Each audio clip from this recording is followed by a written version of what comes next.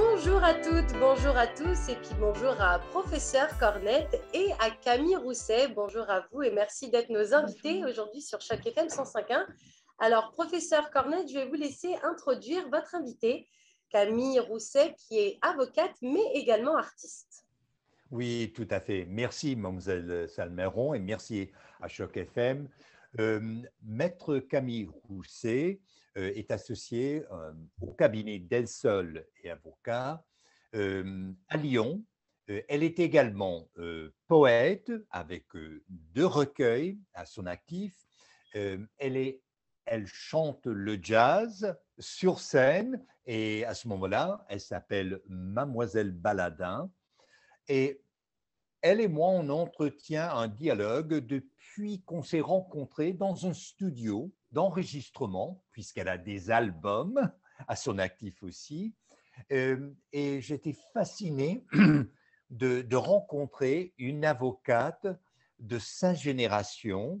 Et quels sont les enjeux pour elle? Aussi, a-t-on parlé d'une expérience marquante dans sa vie en Afrique. Elle a étudié à l'Université catholique de Lyon et évidemment comme spécialiste en sciences des religions, je m'intéressais aussi. Donc, on échange. Lors de cette rencontre dialogique, j'aimerais lui poser, et c'est moi cette fois-ci qui va jouer l'avocat du diable. J'aimerais lui poser des questions, comme on dit en philosophie, des premiers principes. Oui, comme juriste, comme avocate, et j'aimerais insister là-dessus parce qu'il y a toute une rigueur dans sa profession, dans sa carrière. Il y a une logique, il y a un raisonnement, il y a un corpus qu'on appelle jurisprudence. Donc, cette dimension cartésienne chez Maître Camille Rousset m'intrigue. Je la connais très peu, je connais davantage l'artiste. Mais quand elle m'a partagé quelques-unes de ses expériences, de ses réactions à son vécu, je me suis dit, là, il y a matière à explorer. Et en même temps, j'invite cette avocate à une identité double d'artiste. Je pense également au philosophe théologien de l'Antiquité, Augustin, qui disait que le cœur a des raisons que la raison ne connaît pas. Or, si vous voulez bien, Maître Camille Rousset, j'aimerais vous poser quelques questions et je vous invite à répondre comme juriste, avocate, mais aussi comme artiste pluridisciplinaire, poète, chanteuse.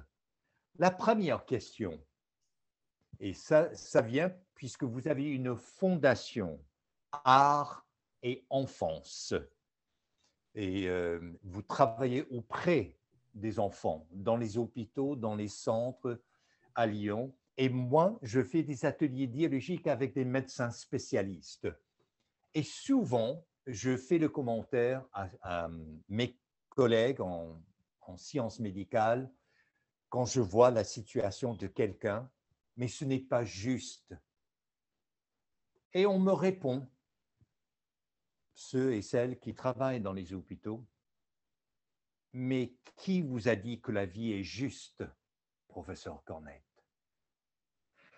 Selon vous, maître Camille Rousset, qu'est-ce que c'est la justice?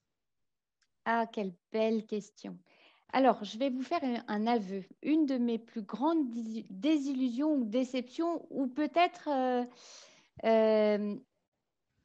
expérience, ça a été de comprendre que la justice, ça n'était pas le droit. Et j'avais cette approche très naïve quand j'étais étudiante, de penser que parce que je serais un jour avocat, je porterais la justice.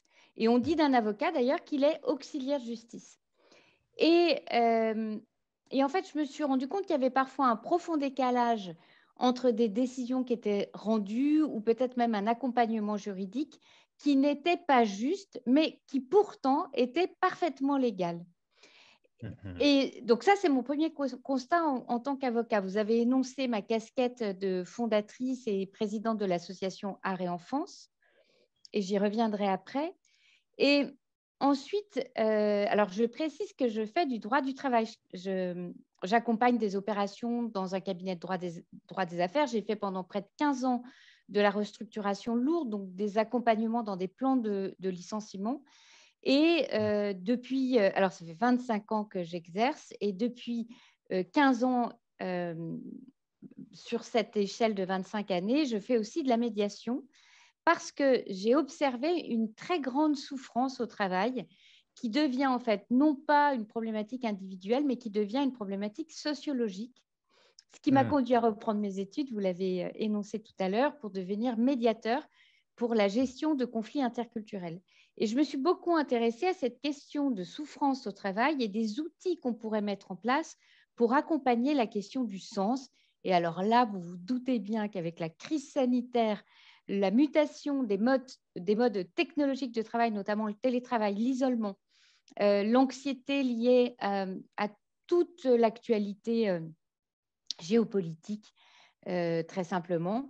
Cette intuition que j'avais eue il y a 15 ans, maintenant prend plein essor, à tel point que je travaille aujourd'hui en lien avec des hôpitaux psychiatriques et des médecins, des psychiatres qui m'adressent des patients qui sont en rupture sur le lieu de travail. Et moi, mon rôle en tant qu'avocat, c'est de les accompagner au plan juridique.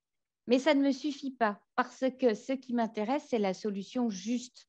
Et donc, ce n'est pas la solution qui va rentrer dans la case juridique de quel est le délai, quel est le licenciement à mettre en place, quelle est la solution au plan technique. C'est la solution qui sera la plus réparatrice pour les deux parties. Et c'est en cela que la médiation m'importe, mais également l'arbitrage. Je vous le disais à l'instant, demain, j'interviens j'anime un séminaire sur l'arbitrage parce que, par exemple, en France, c'est un mode de règlement des conflits qui n'est pas du tout actionné, contrairement au Canada où l'arbitrage en droit du travail est quelque chose d'assez naturel, comme en Angleterre et comme aux États-Unis. En France, Alors, on va devant une juridiction. Vous avez employé un mot, Maître Rousset, qui m'interpelle comme spécialiste en sciences des religions, mais en théologie qui a un tout autre sens peut-être. Quand vous dites réparatrice, ça veut dire quoi au fait? Alors, quand on travaille sous l'angle juridique, la réparation, et on le dit souvent à nos clients, elle va intervenir sous forme de dommages et intérêts, c'est-à-dire sous forme d'une somme d'argent. Et dans ma matière, il y a même maintenant un barème qui a été mis en place pour quantifier le préjudice, comme on peut l'avoir en droit public, où on va quantifier le praecium doloris, combien ça coûte la mort, c'est quoi la mort d'un enfant, et on va établir un forfait avec des barèmes, comme on peut l'avoir notamment en matière d'accident de la route. En droit du travail, on vient sur cette notion de quantifier un préjudice en fonction de l'ancienneté et la moyenne des salaires servis à un salarié. Mais dans toute cette sensibilité que j'ai en tant que médiatrice, ce qui m'intéresse, c'est aussi la réparation dans sa dimension affective et psychologique. Et quand j'ai la chance d'avoir des clients qui font appel à moi en tant que médiateur, je ne vais pas leur proposer la solution qui sera forcément la plus proche des barèmes en vigueur. Par exemple, là, j'ai un dossier où on accompagne le départ d'une directrice administrative et financière. Je vais essayer de faire court. Le prix ou le risque juridique, si l'affaire était portée devant une juridiction, je peux très vite l'établir, mais je vais pouvoir dire au chef d'entreprise, oui, certes, le risque pour vous, si l'affaire était portée devant la juridiction, c'est tant, mais si vous tenez compte des erreurs qui ont été commises au niveau de la gouvernance et de toute la valeur ajoutée que vous a apportée cette personne qui est à l'aube de la retraite, vous pourriez mettre en place une mesure d'accompagnement, par exemple, pour l'aider à se reconvertir. Peut-être donner aussi des dommages et intérêts spécifiques par rapport à ce manque à gagner jusqu'à la retraite. Et on va pouvoir faire un travail sur mesure, mais surtout, on va pouvoir accompagner les personnes dans le cadre d'un dialogue. Et c'est en cela qu'on va restaurer et réparer, comme dans la gestion d'un conflit familial. Et juste ce point, quand j'ai repris mes études sur l'interculturalité, je me suis retrouvée, alors est-ce que c'était un accident ou le bienfait du hasard, dans une classe où on traitait des conflits inter ou entre États, avec des personnes qui venaient avec une forte connaissance de la géopolitique pour travailler pour le compte d'États, d'ambassades. Et les mécanismes qu'on étudiait dans cette gestion de conflit étaient basés sur les mêmes thèmes que ceux de la famille. Et donc, a fortiori, quand on traite de conflits en entreprise, on va parler de colère, de frustration, de désillusion, par exemple, de fatigue. On retrouve en fait des termes qui sont des termes très humains et on revient aux fondamentaux du règlement de conflits entre les personnes. Merci, Maître Rousset. Or, j'avais mentionné au début de cette entrevue dialogique Augustin. Eh bien, Augustin a, a, a composé, a écrit ce qu'on estime le tout premier manuel de la psychologie. Et ça, en pleine Antiquité.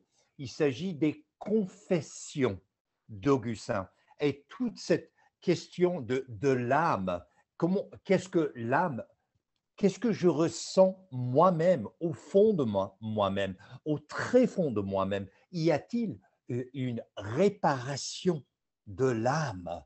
Alors, je mentionne ça, mais on va passer à un deuxième premier principe en philosophie avec une autre question qui est d'une actualité brûlante ici à Toronto, en Ontario, au Canada et surtout en Amérique du Nord. La Cour suprême des États-Unis vient d'interdire, vient d'annuler le droit à l'avortement. Or, vous avez eu une expérience en Afrique, vous êtes au courant des droits humains, des droits civils.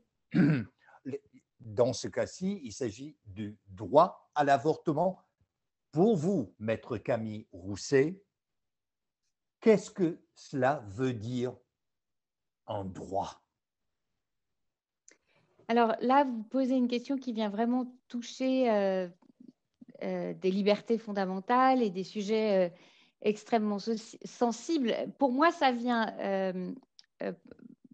soulever des problématiques de société, des convictions religieuses pour les uns et des autres, le rapport à la vie, au vivant, et ça vient en tout cas questionner la libre disposition aussi du corps, notamment des femmes, puisque a priori c'est elles qui portent les enfants, mais ça vient soulever une question de santé publique.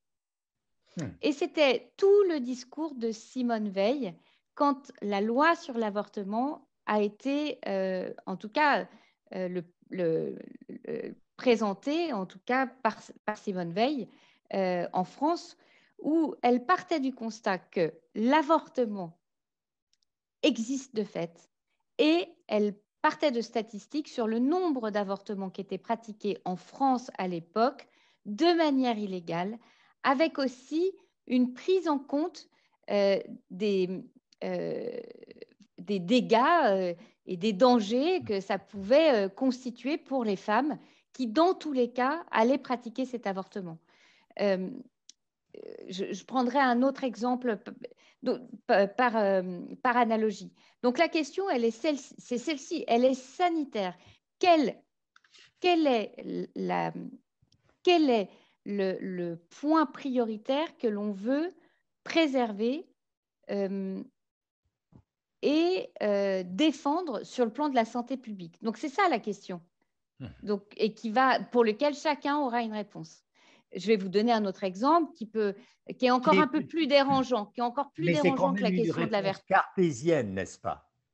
Alors, c'est une réponse, c'est pour moi un moyen de répondre sans rentrer dans un débat qui soit trop polémique parce que j'ai conscience que le sujet est sensible. Alors, moi, j'ai des convictions par rapport à ça.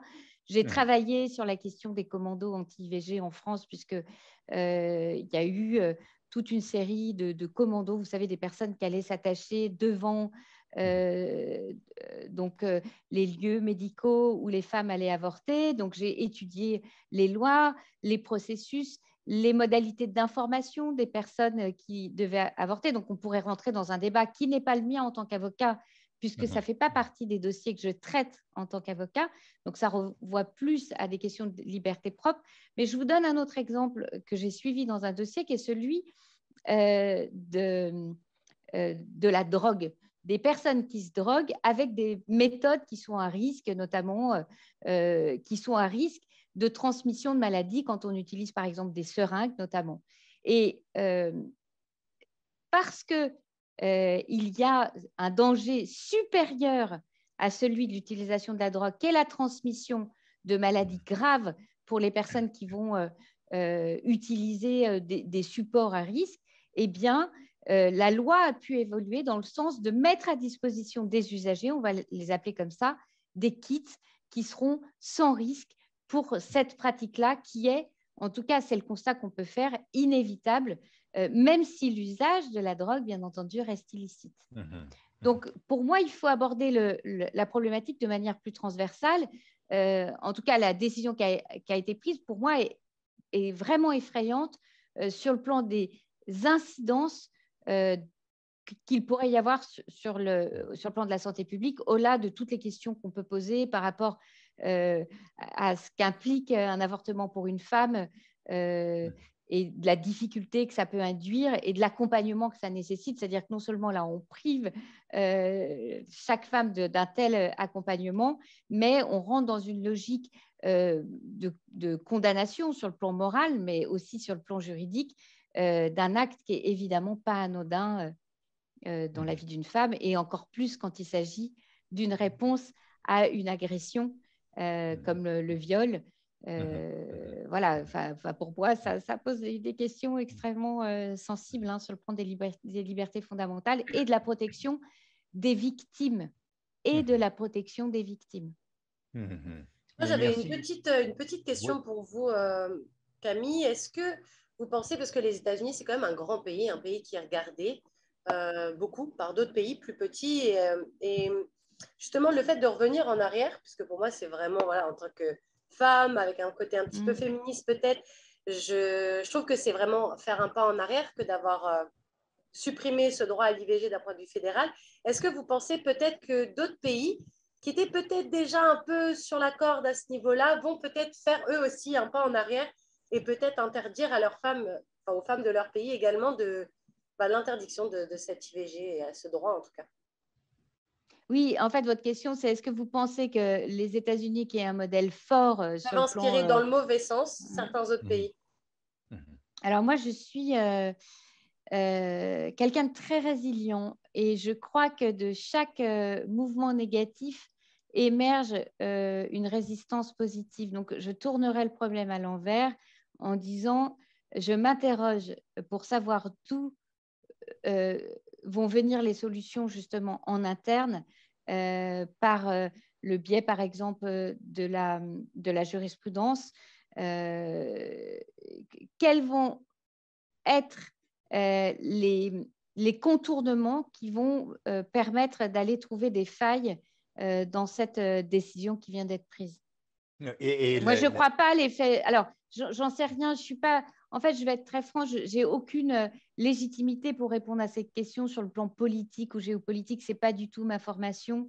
Là, vous m'interrogez sur un sujet qui n'est pas celui que je pratique, donc je n'ai pas l'expérience d'une juriste qui accompagnerait ces décisions-là. Moi, je ne crois pas à l'effet domino. Maintenant, quelle est ma légitimité pour dire cela? Je crois plutôt à l'effet de résistance. Toutes les fois qu'on interdit des libertés publiques, il y a des prises de conscience, justement, par rapport à l'importance de ce droit qui était… dans la plupart des esprits de ma génération ou des plus jeunes, quelque chose d'acquis, comme la contraception, par exemple, est quelque chose d'acquis. Si on revenait sur la contraception, ça veut dire quoi?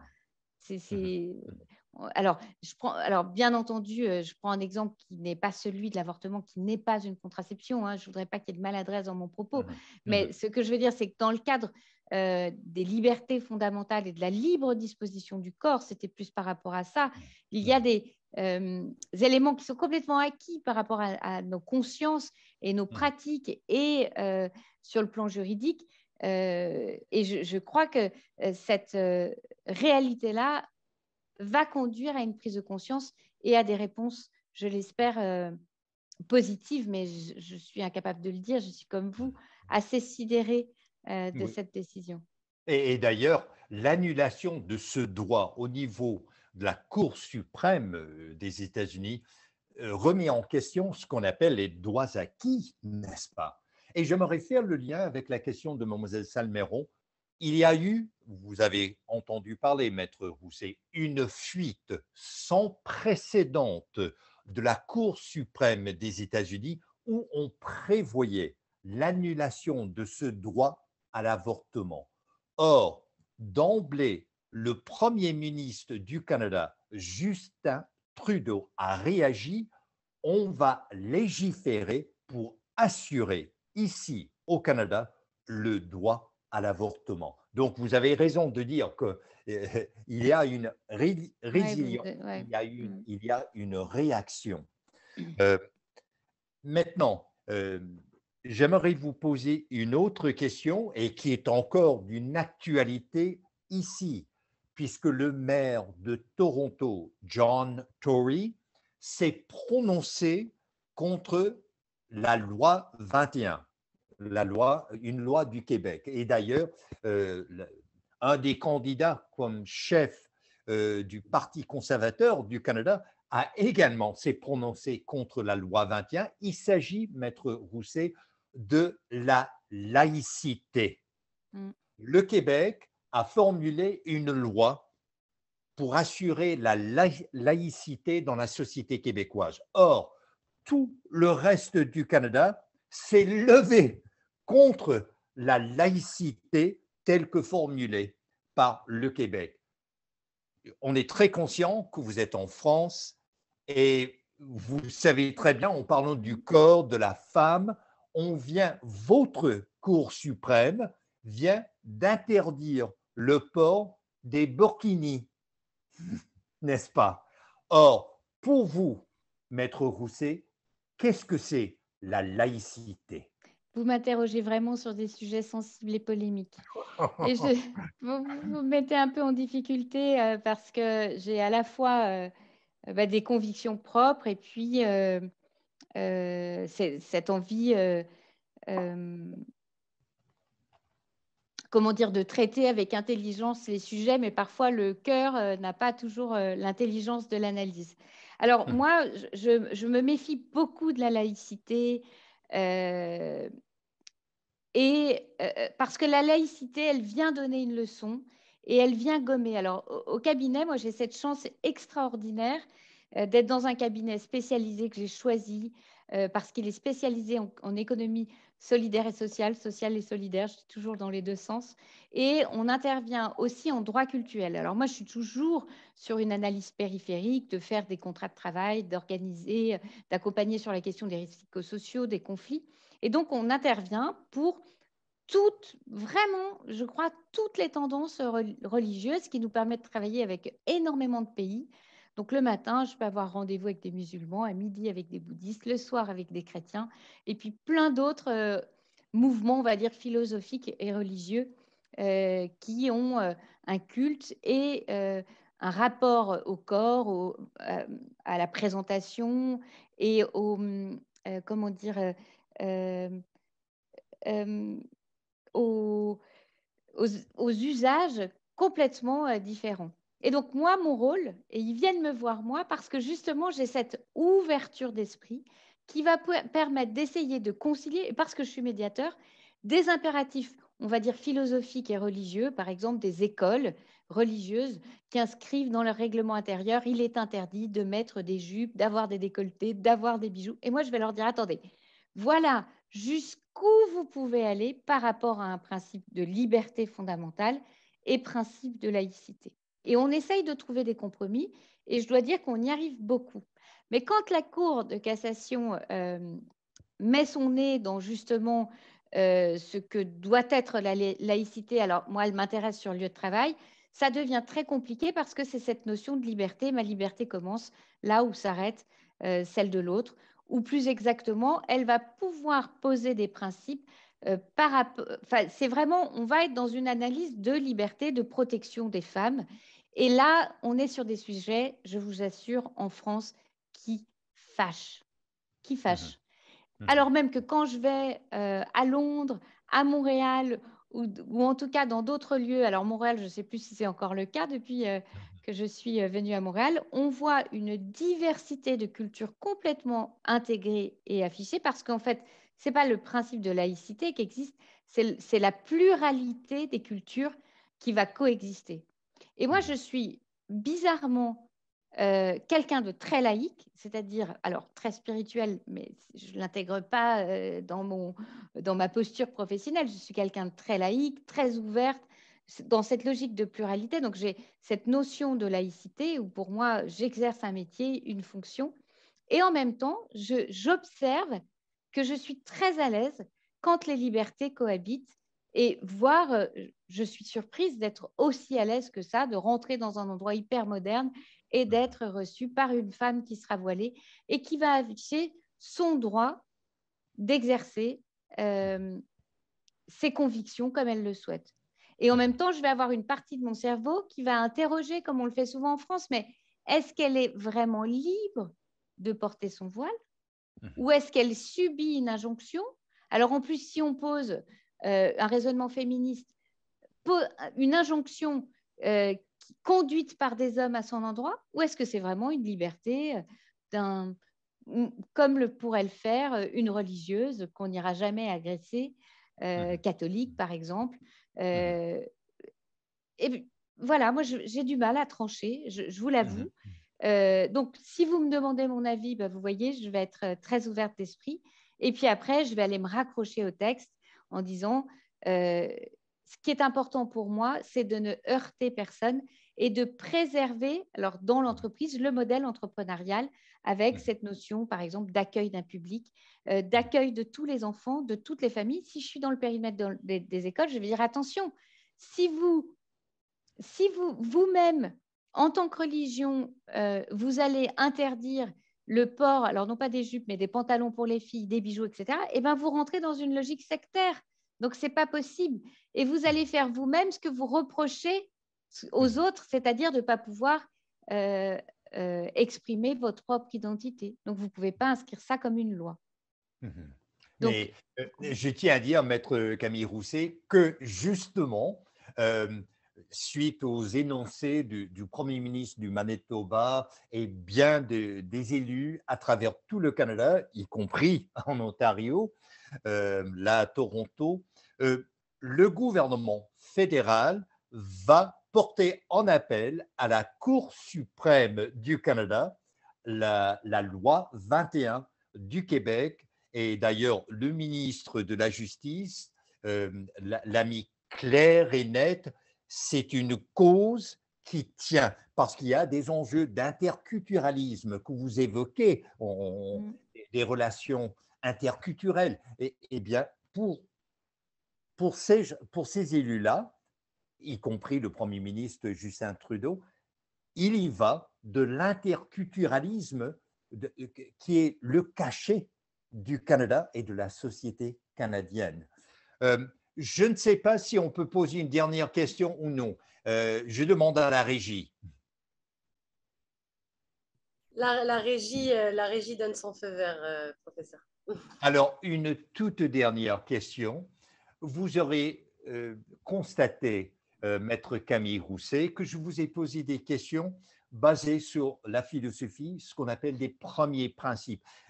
Des questions qui ont des dimensions éthiques et morales, mais qui reliées, n'est-ce pas, au droit, à la pratique d'une avocate comme vous, d'une juriste.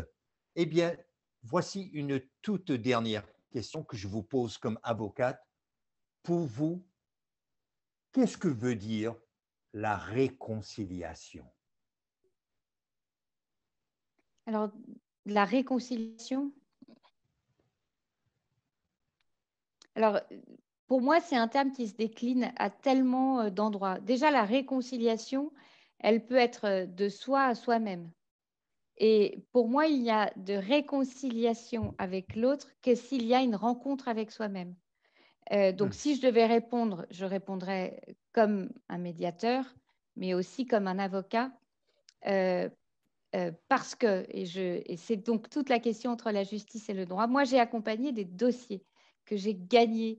J'ai fait gagner des sommes astronomiques à des personnes qui n'étaient pas réconciliées, ni par rapport au conflit qu'elles avaient subi, ni par rapport à elles-mêmes. Le meilleur exemple qu'on puisse donner, voilà, vous êtes allé sur des libertés fondamentales, vous avez choisi des thèmes qui étaient durs, c'est celui du viol, par exemple. La justice, c'est important. La reconnaissance de la culpabilité et nommer l'acte et reconnaître une victime, c'est très important. Mais ça peut ne pas être suffisant. La réconciliation, elle implique souvent pour la victime une réconciliation d'elle-même dans la culpabilité qu'elle va porter. Et donc, quand vous faites référence à ce mot réconciliation, pour moi, je ne peux que le décliner sur tous les plans.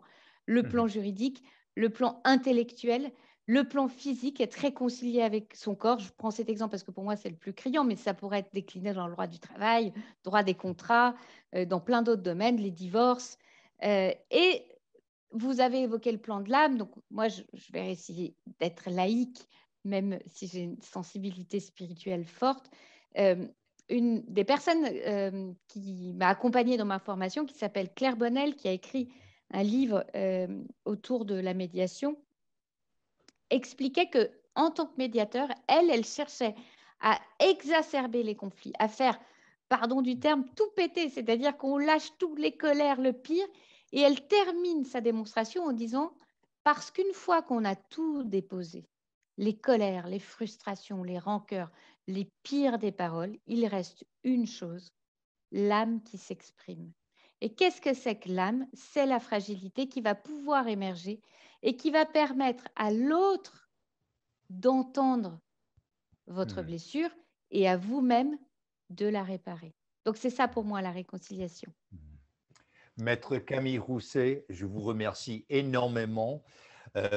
Je tiens à dire à l'auditoire de Choc FM, vous auriez, si vous voudriez avoir la possibilité d'écouter, de voir en spectacle l'alter ego de Maître Camille Rousset. Elle s'appelle Mademoiselle Baladin, formidable chanteuse de jazz et poète. Elle aura 2 concerts à la cathédrale Christ Church à Montréal le 5 et le 6 juillet prochain. Et le 10 juillet prochain, on aura une entrevue dialogique en poésie avec Maître Camille Rousset, Mademoiselle Baladin. Merci à Nathalie Salmeron, à la régie. Merci à Choc FM de créer cet espace dialogique et surtout, merci à Maître Camille Rousset, Mademoiselle Baladin. Merci à vous deux. Merci Nathalie de nous avoir accueillis. Merci professeur pour mettre en avant toutes mes facettes. Voilà, vous m'avez interrogé sur des sujets qui étaient vraiment difficiles aujourd'hui parce que très sensibles, vivants et malheureusement très anxiogènes. Donc j'espère qu'ensemble, on pourra apporter une réflexion qui sera positive et qui permettra de faire émerger des actions de réconciliation. Merci à vous deux. Merci à vous, professeur Cornette, de nous avoir amenés sur un plateau d'argent, dirais-je, Camille Rousset. Parfait. Merci beaucoup, Camille, pour vos réponses, pour votre coup d'œil sur l'actualité et ces questions un petit peu difficiles, comme vous le disiez. Merci pour votre temps à tous les deux. Et peut-être à très bientôt, Camille, pour parler un peu plus de votre côté artistique la prochaine fois. J'arrive à Montréal à la fin de la semaine. À très vite. À très vite. Merci à vous. Au revoir.